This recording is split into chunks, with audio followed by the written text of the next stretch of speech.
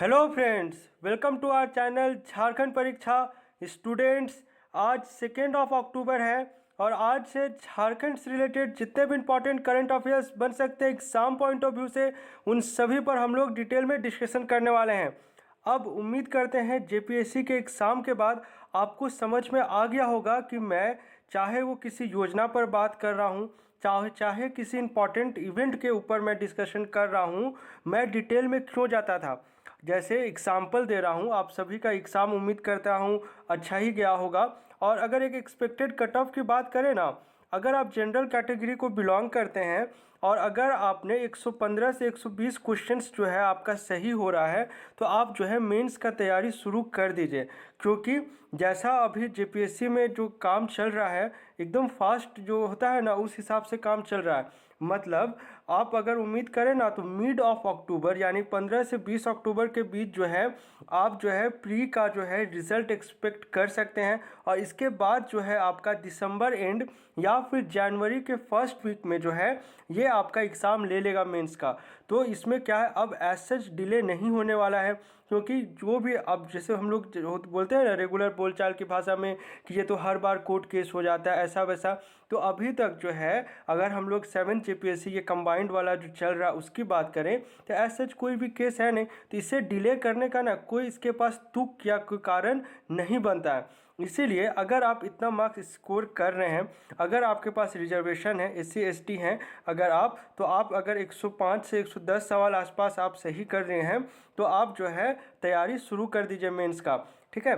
तो अगर बात करें कि डिटेल में मैं क्यों जाता था, अगर सपोज़ करिए मैंने आपको मरान घूम के ही पढ़ाया और सिर्फ जो है उसका बजट बता देता और 10 स्टूडेंट्स को भेजना है सिर्फ इतना ही बता देता, तो क्या आप वो 4 क्वेश्चंस जो ऑप्शन दिया गया था कि कौन सा यूनिवर्सिटी उसमें नहीं है, तो क्या आप आंसर कर पाते? नहीं कर पाते, क्योंकि 40 इंस्टीट्यूशंस इंक्लूडेड है।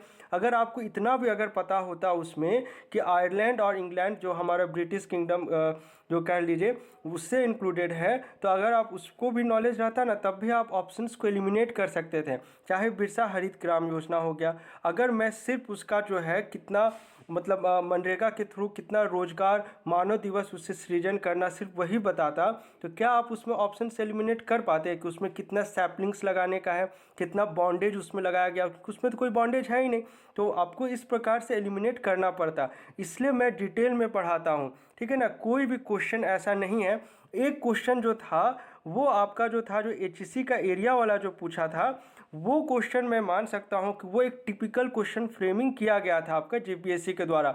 और ये क्वेश्चन जो है, जब मैं आपको ये जब सोलर पैनल्स के रूफ टॉप सोलर पैनल्स के इंस्टॉलेशंस के बारे में बता रहा था डेली करंट अफेयर्स में, उसी टाइम मैंने आपको बताया था उसका एरियाज़ को किस प्रकार से बाइफरकेट किया गया है उसके लिए।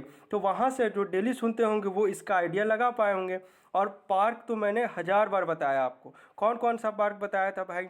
आपको प्लास्टिक पार्क बताया था, देखिए पूछ लिया, देवीपुर देवघर में जो है अपना।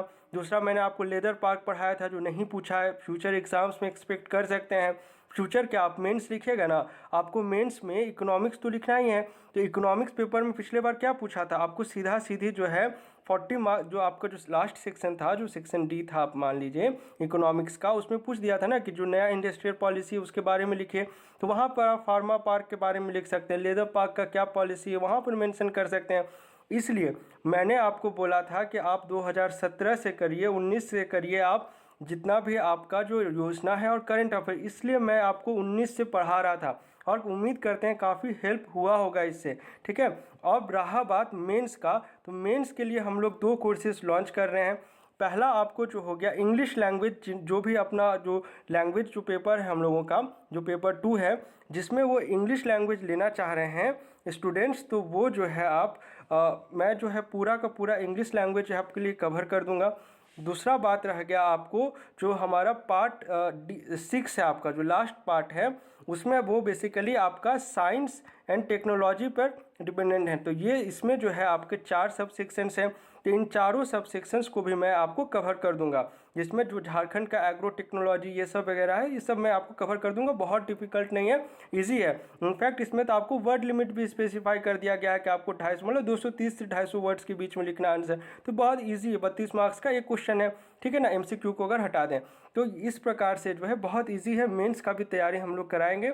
और जो डेली का करंट अफेयर्स चल रहा है वो तो आपका एज सच चलते रहेगा, उसमें मैं कोई भी डिले नहीं करने जा रहा हूँ। ये जो 10 दिन का गैप हो गया, कुछ कारण से मैं अपने गांव में था तो वीडियोस बनाना वहाँ पर पॉसिबल नहीं था। अब जो है मैं थोड़ा सा रेगुलर रहने की कोशिश करूँगा। और रहा बात इकोनॉमिक सेक्शन का, वो बहुत इंपॉर्टेंट, क्योंकि वो कॉन्सेप्चुअल है। आप इकोनॉमिक्स को, अर्थशास्त्र को रट कर जो है नहीं लिख सकते हैं मेंस में। आपको समझना पड़ेगा एक कॉन्सेप्ट्स को कि WTO का क्या रोल है, किस प्रकार से इंडियन इकोनॉमी को इफेक्ट करता है, लिबरलाइजेशन का क्या कॉन्सेप्ट है, ये सारा कॉन्सेप्ट, इन्फ्लेशन का क्या रोल है वहाँ पर, आपका सस्टेनेबिलिटी डेवलपमेंट क्या होता है वहाँ, उसका क्या कंट्रीब्यूशन है, ये सारा कॉन्सेप्ट जो है वो आपको उमा सर पढ़ाएंगे। ठीक है, जब इंग्लिश शुरू करूँगा तो वहाँ पर मैं अपना एजुकेशनल क्वालिफिकेशन क्या है, मैं इंग्लिश में क्या कौन कौन सा सर्टिफाइड कोर्सेज है मेरे पास, वो सारा मैं आपको एक्सप्लेन कर दूंगा। क्योंकि आपको पता रहना चाहिए कि आप जिनसे पढ़ रहे हैं उनकी क्या क्वालिफिकेशंस हैं। ठीक है, चलिए स्टार्ट करते हैं आज का वीडियो लेक्चर। थोड़ा सा इतना दिन का जो लैप्स हो गया था, इसलिए आपको थोड़ा सा एक ब्रीफ इंट्रो देना जरूरी था। चलिए स्टार्ट करते हैं। आज के लिए आपका पहला क्वेश्चन है, 30 सितंबर को रामदयाल मुंडा की कौन सी पुण्यतिथि मनाई गई है। तो इस क्वेश्चन का करेक्ट आंसर हो जाएगा 10वीं पुण्यतिथि मनाई गई है। और इनका जन्म जो है आपका देवड़ी नामक स्थान पे हुआ। देवड़ी मंदिर आप लोगों ने पढ़ा है ना, वहीं पर इनका जन्म हुआ है। ये रांची में है ये स्थान। और 30 सितंबर 2011 को जो है इनकी मृत्यु हो गई थी कैंसर से। ठीक है, जिस साल इन्हें जो है पद्मश्री से सम्मानित किया गया, उसी साल जो है इनका निधन हो जाता है। तो इस प्रकार से 2011 को जो है इनका निधन हुआ। और 2021 यानी 30 सितंबर 2021 को जो है इनका 10वां पुण्यतिथि मनाया गया है। थोड़ा सा इनका क्या क्या अचीवमेंट्स हैं, उम्मीद करते हैं इनके बारे में आप सभी ने अच्छे से पढ़ा हुआ होगा, लेकिन फिर भी एक ब्रीफ इंसाइट जो है मैं आपको बता देता हूँ इनके बारे में। ठीक है, तो डॉक्टर रामदयाल मुंडा जी का जन्म जो है वो 23 अगस्त आपका 1939 को रांची के देवड़ी नामक स्थान में हुआ था। इन्होंने जो है आपका आदिवासी अधिकारों के लिए बहुत ही संघर्ष किया। जैसे कुछ एग्जाम्पल्स हैं जो एग्जाम्स में पूछे जा सकते हैं, जैसे के लिए उदाहरण के लिए आप समझिएगा, आदिवासी अधिकारों के लिए रांची, पटना, दिल्ली से लेकर आपका UNO हो गया, और अंतर्राष्ट्रीय मंचों तक इन्होंने अपनी आवाज़ उठाई थी। इन्होंने एक काम किया, जब आपका सरना धर्म कोड अपना जोर पकड़ता, उससे पहले इनका बहुत बड़ा कंट्रीब्यूशन रहा आदिवासी समुदायों को एकत्रित करने में, यानी इकट्ठा करने में इनका बहुत बड़ा कंट्रीब्यूशन रहा। यही चीज़ इस पॉइंट में लिखा हुआ है। ठीक है, आप इनके द्वारा अचीवमेंट्स थोड़ा सा देख लीजिए। 2007 में जो है इन्हें आपका संगीत नाटक एकेडमी अवार्ड से सम्मानित किया गया था। ये ईयर आपको याद रखना है। और इस ईयर में, पर्टिकुलर ईयर में इन्हें किस सम्मान से सम्मानित किया गया, ये दो इम्पॉर्टेंट पॉइंट्स हैं। पहला, उसके बाद आपका आता है 22 मार्च 2010 को जो है ये राज्यसभा के सांसद बनाए गए। और 2010 में ही जो है इन्हें पद्मश्री से सम्मानित किया गया था। और जिस वर्ष इन्हें पद्मश्री से सम्मानित किया गया, उसी वर्ष जो है इन्हें कैंसर से ये डायग्नोसिस हुए थे। और 2011 आते तक इनका निधन हो गया, एक तरह से समझिए। ठीक है, ये एक बेसिक इन्फॉर्मेशन जो है आपको रामदयाल मुंडा जी के बारे में पता होना चाहिए, और इनका क्या कंट्रीब्यूशन है, जिस कारण से मैं आपको पढ़ा रहा हूँ और आप इस कॉन्सेप्ट के बारे में, इनके बारे में पढ़ रहे हैं। चलिए नेक्स्ट क्वेश्चन है आज के लिए, सुनिएगा ध्यान से। सेकेंड क्वेश्चन है आपका, झारखंड से कौन world association of community radio broadcasters के एशिया पैसिफिक क्षेत्रीय संगठन के अंतर्राष्ट्रीय वेबिनार में भारत का प्रतिनिधित्व करेंगे। झारखंड से कौन है, ये आपसे पूछ रहा है क्वेश्चन में। ठीक है, जो भारत का प्रतिनिधित्व करने जा रही हैं एशिया पैसिफिक क्षेत्रीय संगठन में। ठीक है, तो इस क्वेश्चन का करेक्ट आंसर हो जाएगा ऑप्शन नंबर डी, वंदना टेटे। अब जो है क्या इनका कंट्रीब्यूशन है इसमें, इस पर्टिकुलर इवेंट में, ये आप थोड़ा सा समझ लीजिए। झारखंडी अखड़ा द्वारा संचालित असुर आदिवासी मोबाइल रेडियो नेतरहाट को world association of community radio broadcasters के एशिया पैसिफिक क्षेत्रीय संगठन के अंतर्राष्ट्रीय वेबिनार में आमंत्रित किया गया है।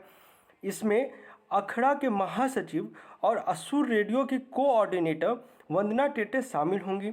आयोजन 30 सितंबर से 8 अक्टूबर तक चलेगा, यानी ये अभी जो है आपका फंक्शनल स्टेट में है, यानी स्टार्ट हो गया, क्योंकि आज आपका 2 अक्टूबर है, जिसमें वंदना टेटे भारतीय प्रतिनिधि के रूप में शामिल होंगी। इस दौरान वह आपका AMSARC के पहले 2 दिन 30 सितंबर और 1 अक्टूबर को लुप्त प्राय असुर आदिवासी ज्ञान परंपरा और भाषा को बचाए रखने की अनूठी मुहिम असुर मोबाइल रेडियो के बारे में अपना विचार रखेंगी और अनुभव साझा करेंगी। देखिए, काम का जो रहता है आपका सिर्फ 1 या 2 ही पॉइंट आपका जो है काम का निकलता है, जो आप एग्ज़ाम में अगर प्री में नहीं तो आप मेंस में कोट कर सकते हैं। इतना जो मैंने जो आपको रिपोर्ट्स पढ़ाया है, चाहे वो आपका 2019 का हो चाहे 20 का हो, तो सारा रिपोर्ट्स को जो है आप जो एयर पॉल्यूशन वाला ही था जो मैंने आपको पढ़ाया था, एग्ज़ाम में क्या पूछा प्री में आपने देखा होगा ना, आपसे पर्टिकुलेट मैटर का ही पूछ लिया कि 2.5 है, 10 है, नाइट्रोजन डाइऑक्साइड है। तो ये सब मैंने आपको पढ़ाया हुआ था। कब पढ़ाया था? जब रिपोर्ट आया था और उसमें कहा गया था कि जमशेदपुर में जो है सबसे ज़्यादा आपका नाइट्रोजन पॉल्यूशन हो रहा है। उस समय मैंने ये चारों वेरिएंट्स के बारे में बताया था। देखिए, इनडायरेक्टली जो है आपसे काम आया कि नहीं, जगह नहीं पूछ के आपको पर्टिकुलेट मैटर ही पूछ लिया, जिसे हम लोग पीएम कहते हैं। ठीक है, तो इस प्रकार से चीज़ें रिलेटेड रहती हैं। आपको चीज़ों को समझना पड़ेगा अगर आप जो है ऑफिसर ग्रेड एग्ज़ाम की तैयारी कर रहे हैं। जेएसएससी में इस प्रकार से डिटेल में आपसे नहीं पूछेगा, डायरेक्ट पूछ लेगा, जैसे कि कोई किताब का नाम ही दे देगा और पूछ लेगा किसका ऑथर बताइए। लेकिन जेपीएससी जो है आपका ऑफिसर ग्रेड लेवल के एग्ज़ाम है, यहाँ पे आपका थिंकिंग कैपेबिलिटी को भी ये जो है जज करने की कोशिश करता है, इसलिए इस प्रकार से ऐसे क्वेश्चंस दिया जाता है। ठीक है, चलिए थर्ड क्वेश्चन में आइए। थर्ड है आपका, झारखंड के किस शहर में जोहार झारखंड फूड फेस्टिवल का आयोजन किया गया था? तो इसका करेक्ट आंसर हो जाएगा ऑप्शन नंबर ए, रांची में इसका आयोजन किया गया है। अब कुछ पॉइंट्स है जिसे हम लोग देख लेते हैं। विश्व पर्यटन दिवस यानी 27 सितंबर को पर झारखंड सरकार के institute of hotel management IHM Ranchi में जोहार झारखंड फूड फेस्टिवल का आयोजन किया गया था। इस बार यह पर्यटन दिवस के थीम समावेशी विकास के लिए पर्यटन पर आधारित था। अगर आप मेंस की तैयारी कर रहे हैं, कि और इम्पॉर्टेंट बात मैं आपको बता दे रहा हूँ, एसे राइटिंग आपके लिए मस्ट है, चाहे आप पेपर 1 की बात करें चाहे आप पेपर 2 की बात करें। ठीक है, आप कोई भी लैंग्वेज ले लीजिए, आप अगर हिंदी माध्यम ले रहे हैं, अगर आप इंग्लिश में लिखना चाह रहे हैं, आप नागपुरी खोटा ले रहे हैं, आपको ऐसे तो आएगा ना लिखने के लिए। ऐसे में आप बहुत हद तक उम्मीद कर सकते हैं टूरिज़्म पे आपको लिखने को मिलेगा इस बार। मेरा ये काफ़ी हद तक एनालिसिस है, क्योंकि क्वेश्चंस के अगर देखेंगे ये आपका मई तक, जो जैसा कि बोला गया जेपीएससी के द्वारा कि जो है 2 मई के हिसाब से रखकर क्वेश्चन को बनाया गया था। उस समय जो है टूरिज़्म पर लेके बहुत सारा पॉलिसीज़ इनिशिएट किया जा चुका है झारखंड में, इसलिए ये जो टॉपिक है आपका पर्यटन वाला बहुत इंपॉर्टेंट है, इस पर आप लिखने की आदत डालिए।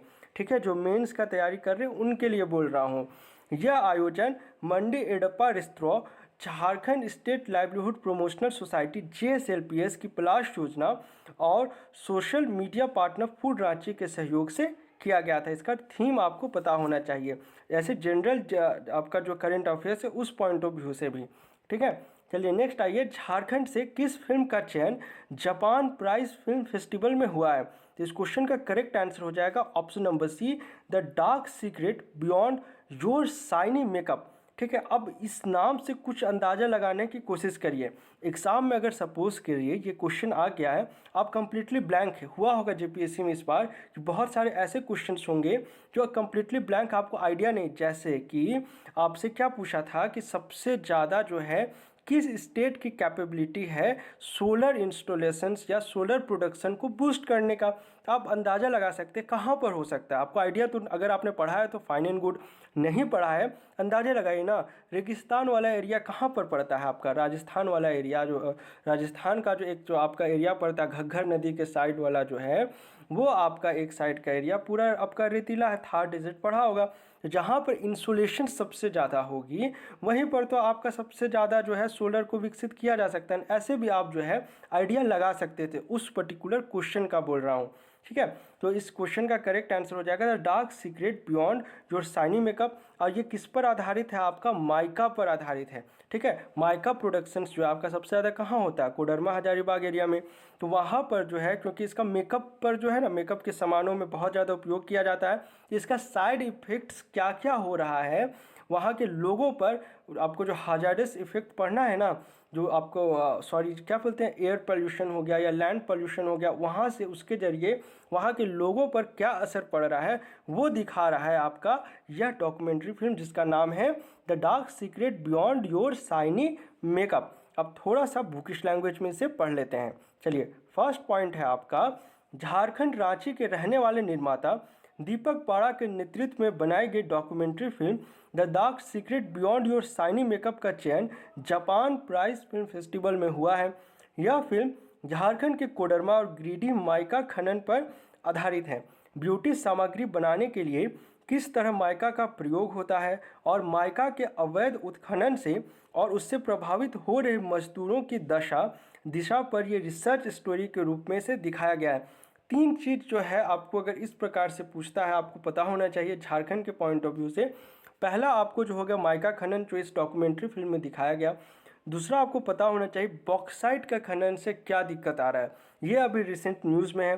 जो रिसेंट है ना, कम से कम उन टॉपिक्स को आप कैच करिए। आप तभी कैच कर पाएंगे जब आप डेली करंट अफेयर्स सुनेंगे, इसलिए ये इंपॉर्टेंट होता है। मैं इतना कैसे बोल पाता हूँ, क्योंकि मैं डेली हर 3-4 न्यूज़पेपर्स को पढ़ता हूँ, वहाँ से ये सारा चीज़ पता लगता है मुझे, इसलिए बोलता हूँ। कम से कम अगर आप 3-4 न्यूज़पेपर फॉलो नहीं कर पा रहे हैं, कम से कम जो मैं बता रहा हूँ उसे आप समझने की कोशिश करें, उससे आपका करंट अफेयर्स झारखंड के पॉइंट ऑफ व्यू से काफ़ी बूस्टअप रहेगा। चलिए नेक्स्ट आइए, पुस्तक सरई के फूल के लेखक का क्या नाम है। इस क्वेश्चन का करेक्ट आंसर हो जाएगा ऑप्शन नंबर बी, अनीता रश्मि। ये नाम काफ़ी फैमिलियर होगा, उम्मीद करते हैं। इन्हीं जो है आपका ये रविशंकर सम्मान से, रामकृष्ण स्मृति सम्मान से सम्मानित किया गया है। 2019 का बात कर रहा हूँ। चलिए ये 4 पुस्तक जो है उनका नाम थोड़ा सा देख लीजिए और राइटर देख लीजिए। झारखंड हिंदी साहित्य संस्कृति मंच के अध्यक्ष कामेश्वर प्रसाद श्रीवास्तव निरंकुश, ये जो है ना ऐसे आप ब्रैकेट में कर लीजिए, इनके द्वारा रचित काव्य संग्रह कोरोना कहर। उसके बाद आ जाइए निरंजन प्रसाद श्रीवास्तव द्वारा रचित कविता संग्रह समय की रेत पर, और अनीता रश्मि द्वारा रचित कहानी संग्रह सरई के फूल, तथा आशुतोष प्रसाद एवं निरंकुश के संपादकत्व में लिखित निबंध संग्रह आपका उर्दू के कलमकार हिंदी से प्यार नामक 4 पुस्तकों का लोकार्पण जो है साथ में किया गया। एक ही दिन में इनका लोकार्पण किया गया था। ठीक है, चलिए उसके बाद है आज के लिए आपका क्विज क्वेश्चन जो मैं पूछ रहा हूँ वो है आपका, दूध उत्पादन में देश भर में झारखंड का कौन सा स्थान है। आपके ऑप्शन है 12, 15, 16, 17। इसी प्रकार थोड़ा टिपिकल क्वेश्चंस पूछूंगा ताकि आप जब मेंस में करें, आप कोई भी पेपर लिख रहे हैं, पेपर 3 से लेकर 6 तक का जो बात कर रहा हूं, उसमें जो है पहला 20 क्वेश्चन तो आपका एमसीक्यू ही रहेगा ना। तो इकोनॉमिक्स में इस प्रकार का जो क्वेश्चन है आपका रैंकिंग से रिलेटेड, वो आप एक्सपेक्ट कर सकते हैं। ठीक है, चलिए मिलते हैं झारखंड के अगले वीडियो लेक्चर में। Thanks for watching this video.